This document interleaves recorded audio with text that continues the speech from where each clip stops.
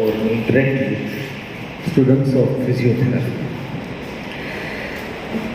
દીકરીઓ કમ્ફર્ટેબલ હોય તો ગુજરાતી પસંદ કરીશ. આવશે ને? મૂળ વાત જે કેવી છે કે નારી દિવસ છે, માતૃભાષાની વિશેષ કોઈ ભાષા ન હોય કે જેની અંદર સાચી વાત વ્યક્ત થઈ છે. એ પણ એક વંદના છે, આપણી માતૃભાષાની પણ વંદના છે. હું સરકારી માણસ છું, મને 1977માં સરકારે GR કરીને કીધેલું છે કે હવે પણ ગુજરાતીમાં બોલો, એટલે ગુજરાતીમાં જ વાત કરવાની ઠીક રહેશે. મુખ્ય મુદ્દો છે કે એમ્પ્લોયમેન્ટ માર્કેટ, એજ્યુકેશન આપણે લઈ લઈએ, ફોર્મલ એજ્યુકેશન લઈ લઈએ, પછી હું આગળનું શું, તો એની અંદર બહેનોની સ્થિતિ, દીકરીઓની સ્થિતિ એના વિશે થોડી તો ડેટા છે એ એમ્પ્લોયમેન્ટ માર્કેટની અંદર જે બહેનો આવે એ પછી સોશિયલ ઘણા બધા અત્યારે કારણો છે કે જેની અંદર એને ડ્રોપ આઉટ થવું પડે છે, લેફ્ટ થવું પડે છે. આમ છતાં નાવડે મેટ્રોની અંદર લગભગ 33-34% એમ્પ્લોયમેન્ટ શેર બહેનોનો છે. એ બહુ સારા સમાચાર છે. ગ્રામ્ય વિસ્તારોમાં 21% છે, 21%.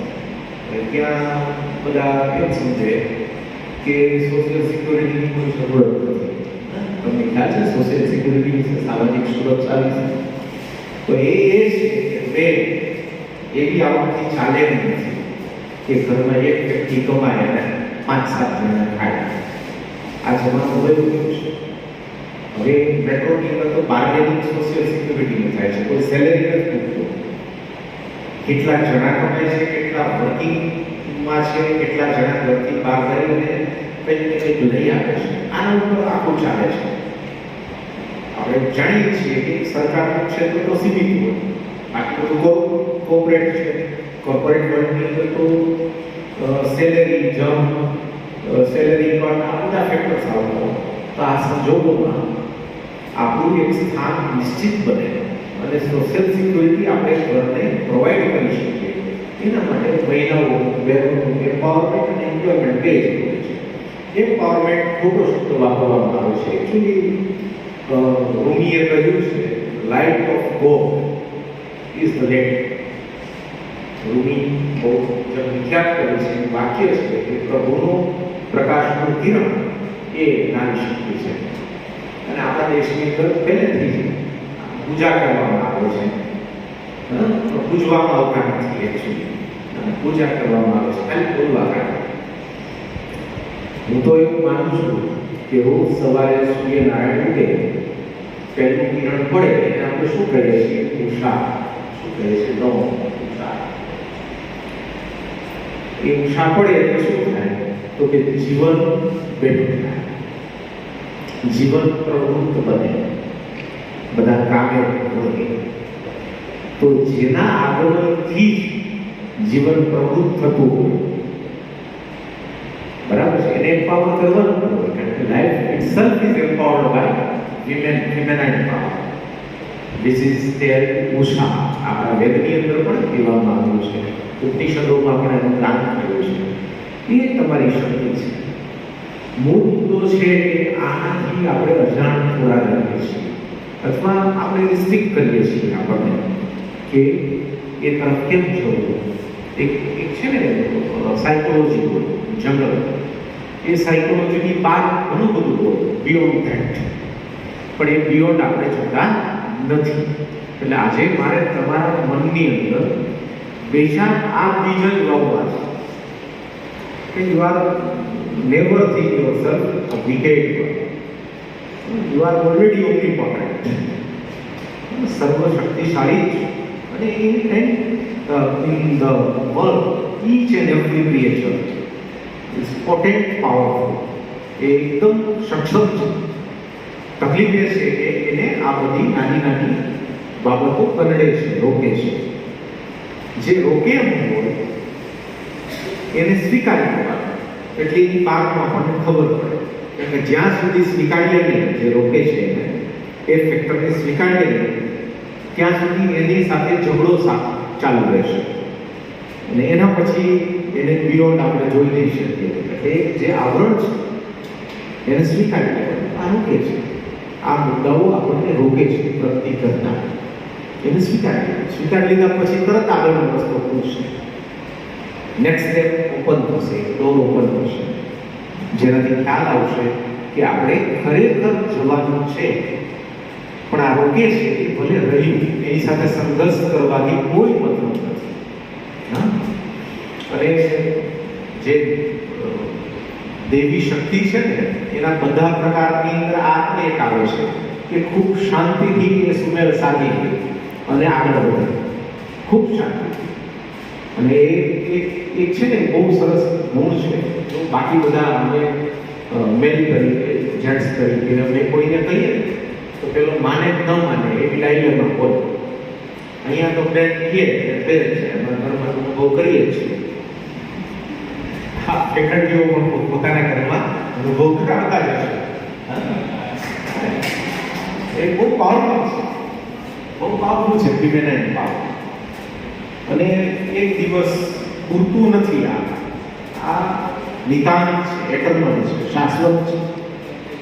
એટલે આ શાશ્વતીને બરાબર જો તમે જાણી ગયા તો આ બધા સબ્જેક્ટ તમારા માટે લાગે છે. મારે તમને બે મુદ્દાઓ પર કહેવું છે. એક તો પ્રાઇવેટ સેક્ટરની અંદર તમારો જે પ્રોફેશનલ કોર્સ છે એની ડિમાન્ડ પુષ્કળ છે, એ ડિમાન્ડિંગ કોર્સ છે. એની અંદર જે લોકો પ્રેક્ટિકલી માસ્ટર, પ્રેક્ટિકલી જેણે થિયોરિટિકલી ભણતા પોતાની ગાઈડલાઈન સ્વતંત્ર બનાવી દીધો કે આટલી વસ્તુ એપ્લાઇડ સાયન્સ છે, અને એ નોટને રિફાઇન કરતા જે પ્રેક્ટિસ કરતા હતા, everything is matter of practice. A 100% employment માર્કેટની અંદર સસ્ટેન કરી શકે છે. જે લોકો લેથાર્જિક થઈ જાય તેઓ આ ઘણું જાણી લીધું, હવે કશું નથી, આના બાદનું કશું નથી, નવા ડાયમેન્શન વિશે અવેર ન હોય અથવા એપ્લાઇડ સાયન્સ વિશે અવેર ન હોય, એ લોકોનો ફોલ નિશ્ચિત છે, એ લોકો પડે છે. એટલે આ બધું જ ભણતર જો એની કોઈ જગ્યાએ કામ ન આવે હોય તો એ ભણતર નકામું થાય. એટલે ફોર્મલ એજ્યુકેશન છે એ બહુ મહત્વનું છે, પણ તમારે આ એંગલથી હવે કરવાનું શરૂ કરવું પડશે. અને એ તમારા મગજમાં જ્યાં સુધી આ ચોખ્ખું નહીં હોય કે માર્કેટની ડિમાન્ડ શું છે, ત્યાં આ સિદ્ધાંતોનો કઈ રીતે ઉપયોગ કરી શકે છે, ત્યાં સુધી એ રસ્તાઓની અંદર તમારે જે જોઈએ છે સફળતા, એ સફળતા મળશે. એટલે આ ખૂબ જરૂરી છે. અને એક સમય એવો પણ આવે છે કે પછી અનુભવના આધારે જ બધું ચાલે. કારણ મારું ફોર્મલ એજ્યુકેશન, હું સાયન્સ ગ્રેજ્યુએટ છું. સાયન્સ ગ્રેજ્યુએટ થયા પછી હું ગયો મ્યુનિસિપાલિટીના ચીફ ઓફિસરની નોકરી. ચીફ ઓફિસર મ્યુનિસિપાલિટી, ત્યાં મારે કયું સાયન્સ કામ કરવાનું છે, કશું ત્યાં તો રોજ ગાળા કાઢી મિનિમમ ગાળા કાઢી. એ પછી હું બીજી વખત જીપીએસસી ક્લિયર કરીને આ પેટર્ન મળ્યું. અહીંયા મારે સાથે કામ કરવાનું છે, એની સાથે એમ્પ્લોયમેન્ટ માર્કેટની વાત કરવાની છે, કંપનીઓ જોડે ટાઈપ કરીને જોબ ફેર રેન્જ કરવાના છે, આટલી પ્રોફાઇલ ચેન્જ થઈ ગઈ.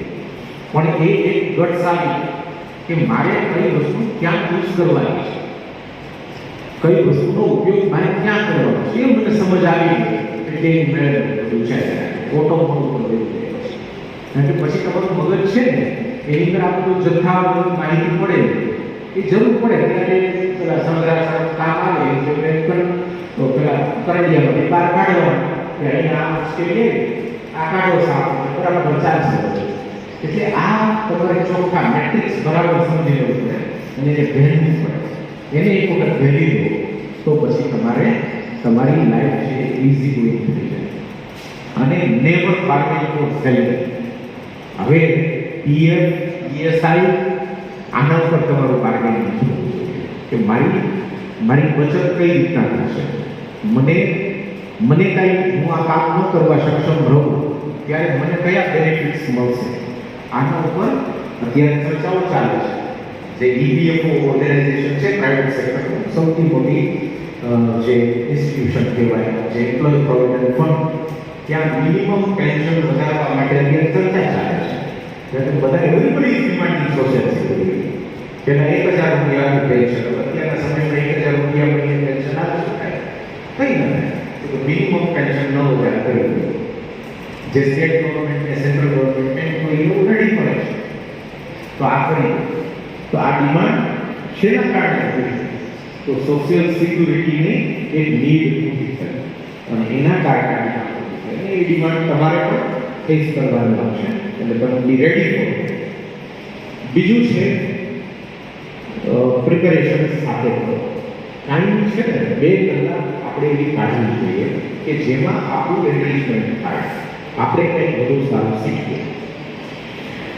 માનશો નહીં, મારે નોકરી એવી છે કે એમાં કંઈ વાંચવું નહીં તો ચાલે, મને પગાર ઘટવાનો મુદ્દો વધવાનો છે.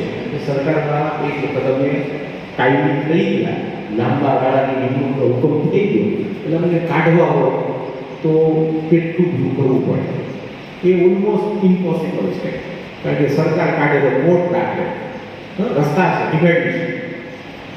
પણ તમારામાં એ વિષયો થોડા, જો તમે વિષય તરફ જવા માંગતા હો તો ગો ફોર પ્રિપેરેશન. એક પ્રિપેરેશન તમારે પહેલાં ચાલવી જોઈએ કે તમે ગ્રેજ્યુએટ થવાના છો, એની ગ્રેજ્યુએટ કે કોમ્પિટિવ ઓપન એક્ઝામ, તો આની પણ તૈયારી કરવી.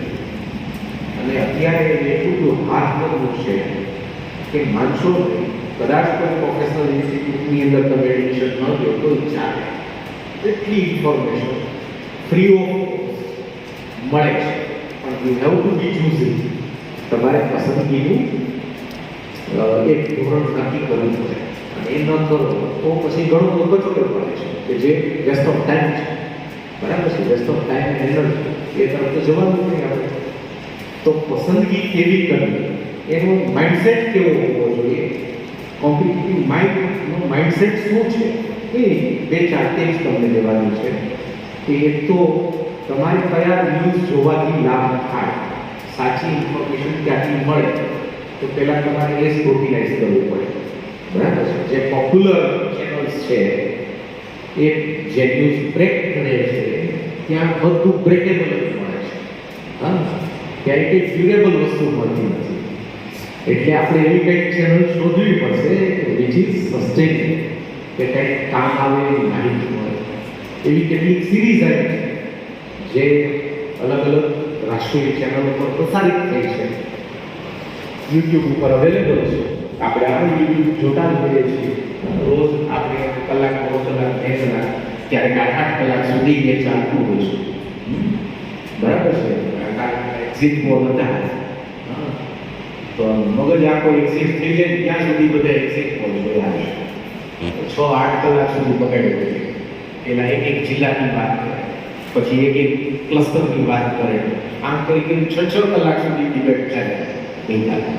બરાબર છે, આપણું મગજ આખું ભ્રમિત કરી મૂકે એ દિશામાં લઈ જાય. એના કરતાં બેટર છે કે 2-4 સારી ઇન્ટરનેશનલ ચેનલ્સ છે જે આપણે જોવું જોઈએ. વિઓન કરીને આવે છે, WION, બરાબર. ટાટા સ્કાય વાપરતા હોય 613માં આવે છે. મારા ઘરે આનું કંઈ મારી એજન્સી નથી, પણ એ ઇન્ટરનેશનલ ન્યૂઝ બતાવે છે. એક DW કરીને જર્મન ચેનલ છે, ઇંગ્લિશમાં પ્રસારિત થાય છે. એ સરસ મજાની સ્ટોરી બતાવે.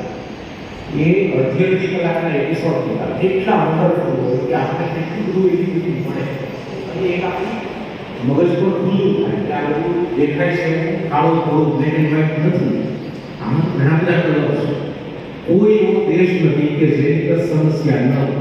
એ બધું જોઈ તો આપણે શું હોય કે ભારતના સમસ્યાનો ઢગલો એટલે આપણે જોઈએ કે અહીંયા બધી સમસ્યા. એવું નથી કે અહીં બધા જાજી છે, ત્યાં ખાલી ઇન્ફ્રાસ્ટ્રક્ચર ખરાબ છે, કાયદાઓ સારા છે, મને રોડ દેખાય વિઝિબલ છે, બાકી બીજું કંઈ લઈ લેવાનું. આપણા દેશમાં જે સમસ્યાઓ છે એનાથી બિલકુલ વિપરીત અને વિકરાળ સમસ્યાઓ છે. ઇવન અહીંયા આપણા જે બધા મહાત્માઓ છે, જાતજાતના ધર્મગુરુઓ છે, બધા એ જે બધું ફેલાવે છે કપોળા, એની સાથે છે પશ્ચિમના ભાવો પણ નઠારા. 79-89 મને યાદ છે કે બાપજીનું પ્રવચન સાંભળ્યું અને 900 માણસોએ માથા ઉપર ગોળી મારી. આવા ખરા છે આપણે એવા કે કઈ નથી. સમજાય છે કચરો ક્યાંય છે, ત્યાં બધું બહુ કલરફુલ છે એવું કશું નથી. પણ આપણે શું જોવું એ નક્કી કરવું પડે. એક તો સારી ચેનલ છે, આપણે હિન્દીમાં જોવું DD news is enough. DD news બરાબર છે, 3 ચેનલ છે, લોકસભા ટીવી, રાજ્યસભા ટીવી અને ડીડી ન્યૂઝ નેશનલ ચેનલ. આ ત્રણેય આપણા અડધા કલાકમાં આ 3 જોવાનું થવું જોઈએ. તો એક સાચી માહિતી, કારણ કે press trust of India PTI દ્વારા રિલીઝ થતા ન્યૂઝ બતાવે કે એ ઓથેન્ટિક માહિતી. એટલે એ બીજું કુરુક્ષેત્ર અને યોજના એ ભારત સરકારના મેગેઝિન છે. આ જોવા બીજા મેગેઝિન વાંચીએ છીએ, ઘણા બધા પ્રોફેસર્સ આપણા જે કામના હોય એ વાંચતા હોય તો આપણે વાંચવાનું શું કરવું. અને આમથી આપણી પાસે ફાલતુ સમય હોય છે. હા, એક મહાત્મા બહુ સરસ વાત કહેતા કે મગજ છે ને એને જો ધંધે લગાડેલું ન રાખો તો તમને ધંધે લગાડી. એટલે better to spend time in something worth. બરાબર છે, એ આવકાર્ય છે. તો એ દિશામાં પણ તમારે જવું જોઈએ. બરાબર છે. અને એક બીજી તમારા માટે કામની વાત એ છે કે દરેક સરકારી ભરતીમાં 33% જગ્યાઓ બહેનો માટે છે. 33% રિઝર્વેશન ઇઝ ધેર. હા, 33% ઉપર તો તમારા સિવાય કોઈ કોમ્પીટ કરવો વાળો. બાકી 67 ની અંદર માં તમે કોમ્પીટ કરી શકો છો, પણ 33 માં તો તમે બીજા કોઈ તેનો લાભ કેમ ગણો. બરાબર છે. એટલે એક નોકરી ભલે નાની ગણાતી સામાજિક રીતે, પણ એક ઘરનો વ્યક્તિ, એક દીકરો કે દીકરી સારી જોબ મેળવે એટલે આખી શેરી, આખી સોસાયટી, આખી કોમ્યુનિટી પર એની અસર પડે. બરાબર છે.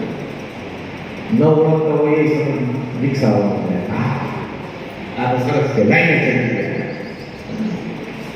તો એ બહુ જરૂરી છે. અને બીજા માટે આપણે આઈકોન ક્યારે થઈ જઈએ એ ખબર ન પડે, અજાણતા થઈ જઈએ. પણ આ જો તમે સતત વિજિલન્ટ હો તો એક પોર્ટલ છે ગુજરાત સરકારનું, ojas.gujarat.gov.in. માહિતી શું બધા દર જુઓ છો બધા સાચું કહેવું. હવે ચાલુ ક્યાંથી ડેવલપમેન્ટ નીકળો, ગવર્મેન્ટ ડેવલપમેન્ટ નીકળો ક્યાંથી છે? સોર્સ છે, બીજો કોઈ સોર્સ નથી.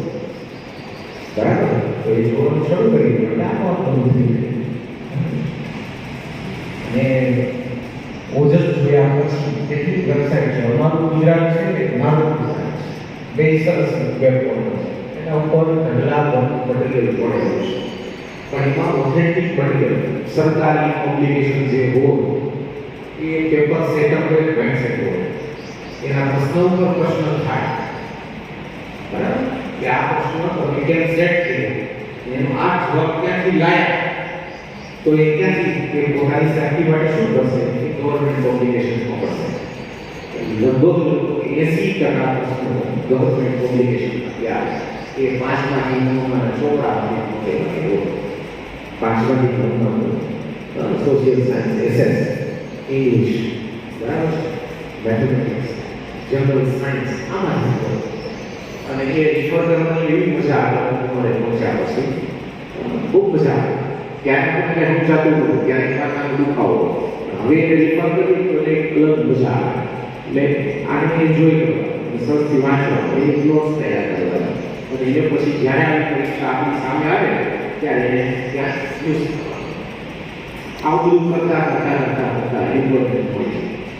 અને એક વન્સ યુ ગેટ પછી તમે તમારી ગતિ અલગ થઈ જાય. પછી તમને ડર નીકળી ગયો, સોશિયલ સિક્યુરિટીનો ભય નીકળી ગયો હોય એટલે પછી એનાથી લાયસન્સ ફિલ્ડની અંદર તમે જઈ શકો.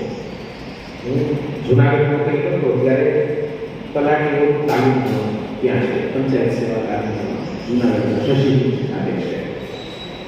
ત્યાં તો રોજ 400-500 દીકરા દીકરીઓ નોકરી લેતા હોય તાલીમ.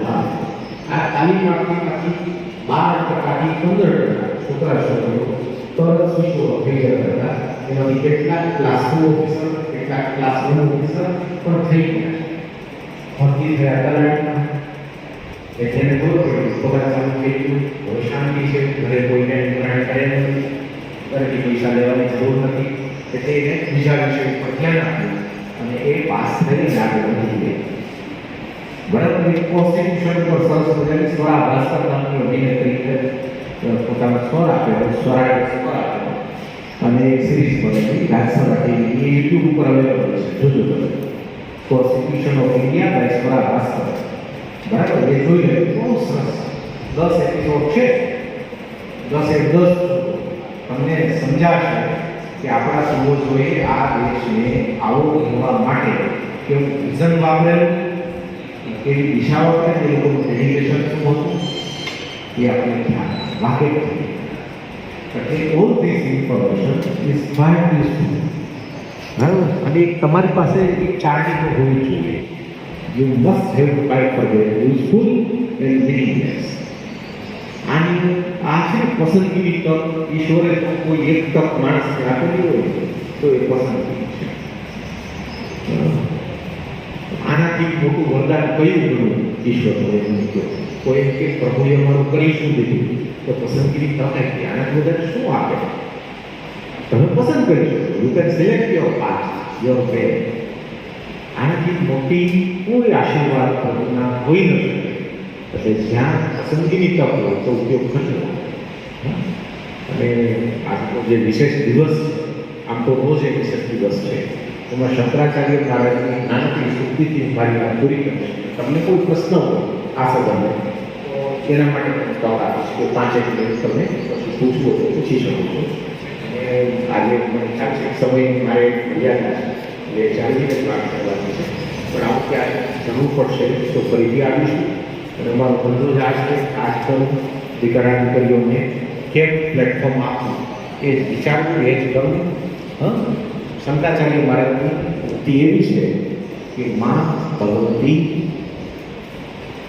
તારે વરદાન આપવા માટે અભય આપવા માટે કોઈ અભિનય કરવો જેમ દેવોને અભિનય કરવો પડે છે માત્ર તારી કૃપા દ્રષ્ટિ પડે એટલે ધૂળ છે માટી છે એ પણ સોનું થઈ જાય તો આવી દેવી શક્તિને તમારા બધાની અંદર રહેલી દેવી શક્તિને નમન કરી મારી વાત પૂર્ણ કરું છું આપ સૌના પ્રશ્ન Guest with the certificate of appreciation.